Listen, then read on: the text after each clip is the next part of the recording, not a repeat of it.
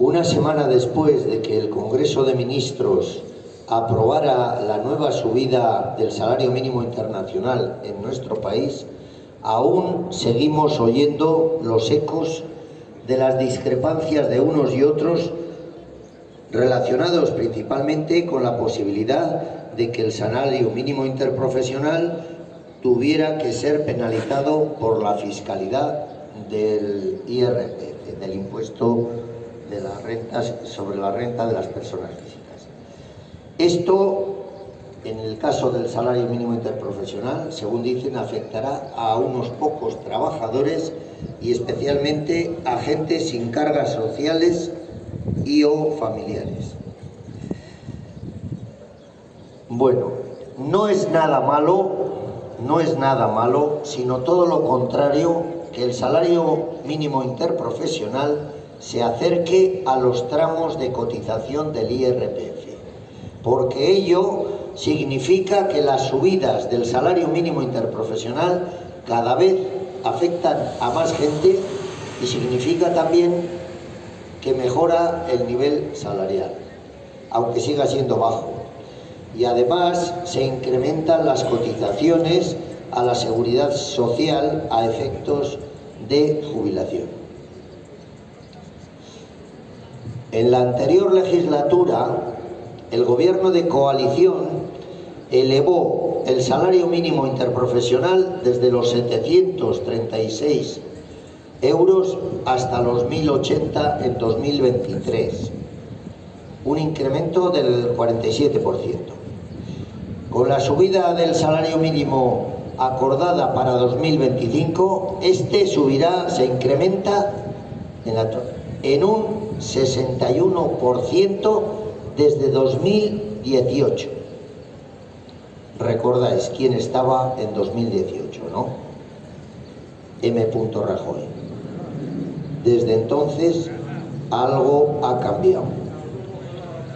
Aunque depende de cada tipo de pensión, las pensiones mínimas contributivas se incrementan este año un 6% de media respecto a 2024.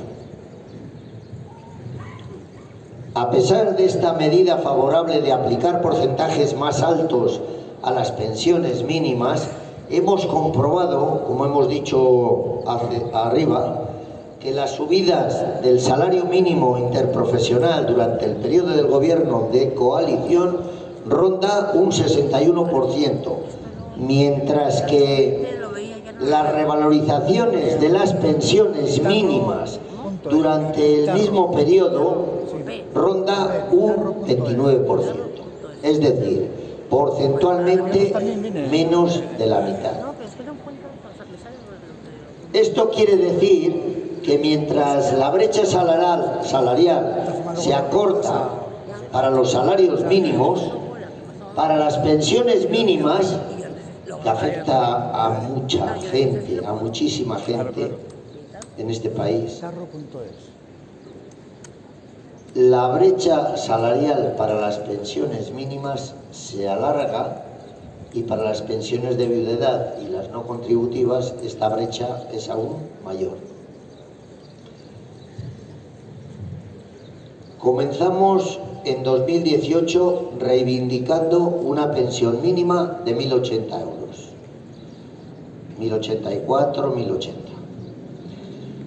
Hoy en día, después de más de 7 años en las calles, la reivindicación de la pensión mínima por fin se ha vuelto unitaria para todos y todas las pensionistas del Estado con el siguiente lema: pensión mínima igual al salario mínimo interprofesional. Es verdad que ojalá la pensión mínima actual fuera nuestra reivindicación inicial de los 1.080 euros. Ojalá, pero no es así. No hace falta recordar que durante este periodo del gobierno de coalición ha aumentado también la edad de jubilación. Esta es una medida muy desfavorable para la clase trabajadora, Y los responsables directos, aparte del gobierno, son los sindicatos mayoritarios, comisiones obreras y UGT, que se llenan la boca con la subida del salario mínimo y con la reducción de la jornada laboral, mientras hacen mutis por el foro con una reforma que no debió darse nunca, en 2011, con Rodríguez Zapatero.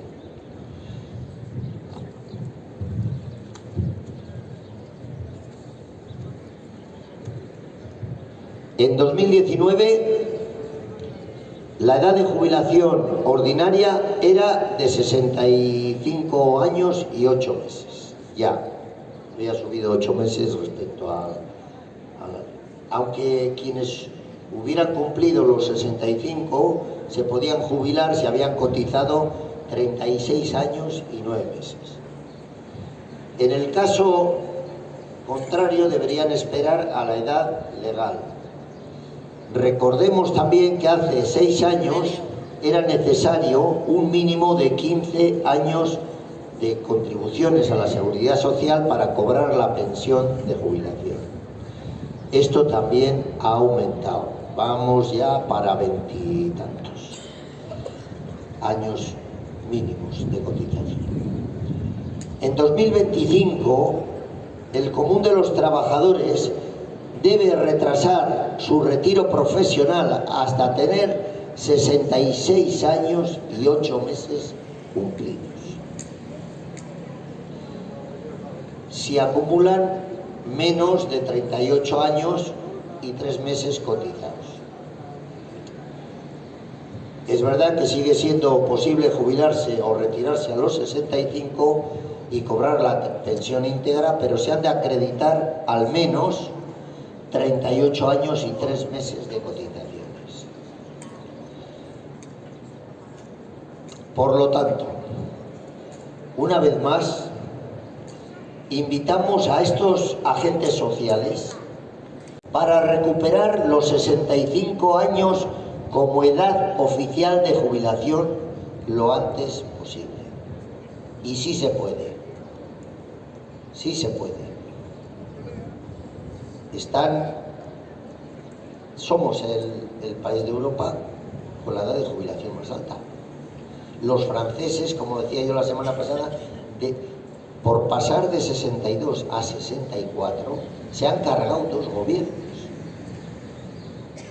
Estamos dormidos. Y los agentes sociales, que son los que deberían despertar un poco esa conciencia al trabajador, también están dormidos. No están dormidos. Están adormilados con los 32 millones de euros que les ha dado este gobierno este año para que no metan ruido. Bueno, no voy a seguir, voy a terminar la lectura porque me caliento. Los pensionistas no nos vamos a callar y por lo tanto seguiremos reivindicando pensión mínima igual al salario mínimo interprofesional, una revalorización lineal de las pensiones, aumentar las cotizaciones de las rentas más altas, que algunos no cotizan por una gran parte de su renta o de su salario. Eso hay que destoparlo. ¿Cómo puede ser que un alcalde de un pueblo como Baracaldo, que tiene un salario anual de 100.000 o 100 y pico mil, más las dietas, más no sé qué, solo cotice por 46.000 o 40 y tantos mil euros? No puede ser. Lo otro, a la buchaca o al plan privado de pensiones que tiene exenciones fiscales. Es que esa es la realidad. Bueno, sigo. Blindaje constitucional de las pensiones. La ley que se ha hecho para revalorizar las pensiones, mañana entra otro y se cambia. Aumentar, bueno, esto ya lo he dicho, las cotizaciones más altas de las rentas más altas. Suprimir la penalización de las jubilaciones anticipadas involuntarias. Ya sabéis que incluso con más de 40 años cotizados se penaliza a los trabajadores que por el motivo que sea, por un expediente de regulación o por se tenga que jubilar. Eso se está reclamando desde hace tiempo. Hay una asociación que es ASJUBI 40 que lo ha llevado incluso a Europa, pero aquí no se mueve nadie. Bueno, y por último, se deben anular los beneficios fiscales de los planes de pensiones privados, lo que aquí llamamos las EPSVs. Nada más. Gobierne quien gobierne, las pensiones y todo lo público se defiende. Y el pueblo informado y concienciado jamás será doblegado. Muchas gracias.